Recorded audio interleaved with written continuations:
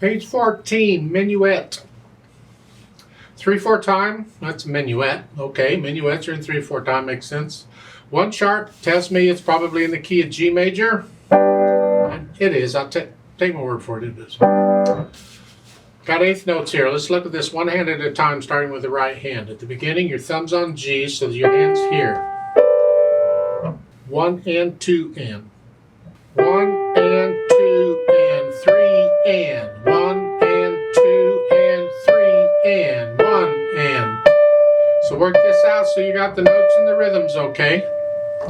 Third line down here, 1 and 2. This is a good line where you can practice this rotating of the hands, because when you rotate the hand, it doesn't have to be from like way far apart. They can be right next to each other. You can still rotate, and the weight's pushing the notes down. I'm going here to here. This is similar to the trill exercise I talk about in the scale video. If you're doing my scales, and I hope you are, do the C major and the G major. So 1 octave up and down. And do that little trill exercise I talk about in there. It will help you transfer weight from finger to finger. Here and then thumb. See, I'm still doing that even with thumb and index. I'm exaggerating it for you, but because the motion is actually very little, you can hardly see it. But the idea is to rotate, transfer, and then 4th and 5th finger. Again, I'm transferring weight. Takes a while to get the hang of it for most people, including me, but if you work on it and keep at it, it comes. Left hand just has the broken chords underneath, so we have it here.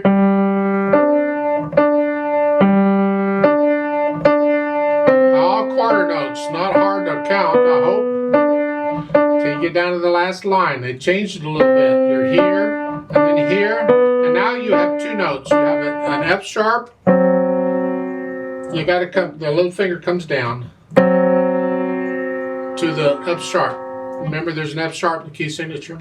And then here for the end.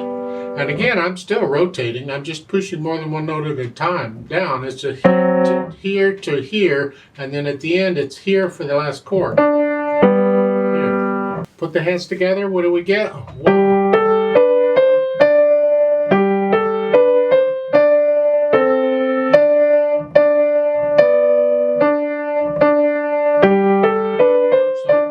It out, so you play it both hands together.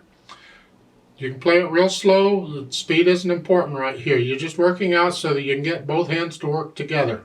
Get rid of any hesitations you got anywhere where you're having trouble hesitating. Work those spots out and get rid of those so the beat is steady all the way through.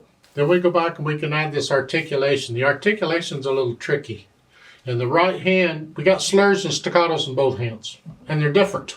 In the right hand, the first measure, it's slurred up to the staccato. Just bump, come up.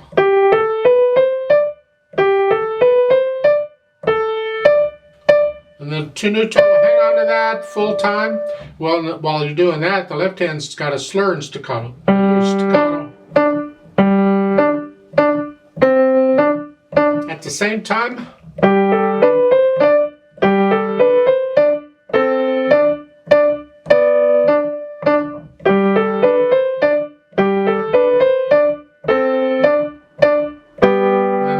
line down, it's the same thing. So you're doing these slurs and staccatos are different in the hands, and we have to develop that hand independence. So this is a good etude for that. I like it, mainly because I can play it. If I couldn't play it, I wouldn't like it at all. You can go real slow. It doesn't matter. Just take this. Just come up right there.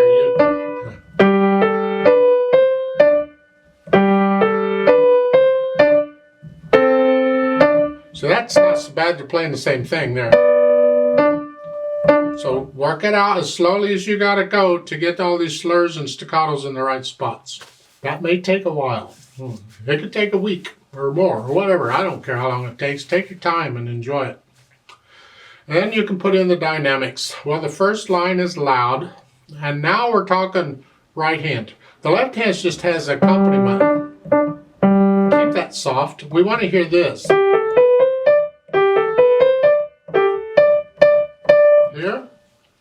So it's the right hand.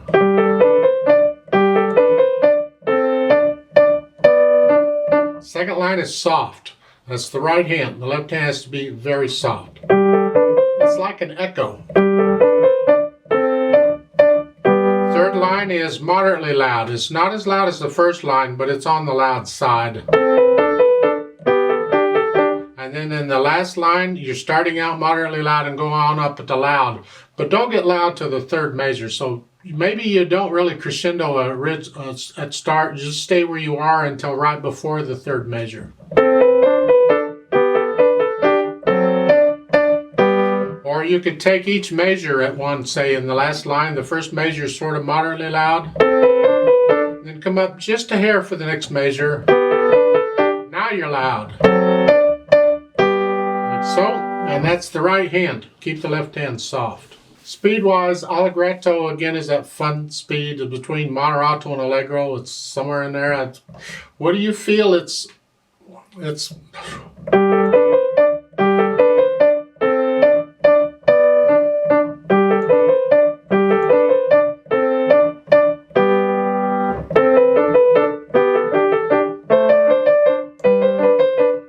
I don't know what allegretto is to you. It's whatever. If you decide what it is.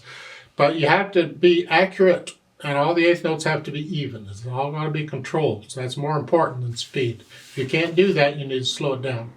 Now, one little danger on these staccatos, and that is when you come up, like in the first measure, the tendency is to accent that note because you're pushing off. Don't. Be careful on that. You just want it short. You're lifting up, but don't accent it. So be careful not to accent these staccatos just because you're lifting up. You have to always be listening to the sound coming out to make sure it's what you think it is. It may not be. I'd like to play this with you very slowly to double check the notes and the rhythms. Not going to do dynamics, but I will do the slurs and staccatos. Now I'm going to play both hands about the same, because I want you to hear both hands. So I'll give us 3 counts, and let's do it together slowly. 1 and ready and go and.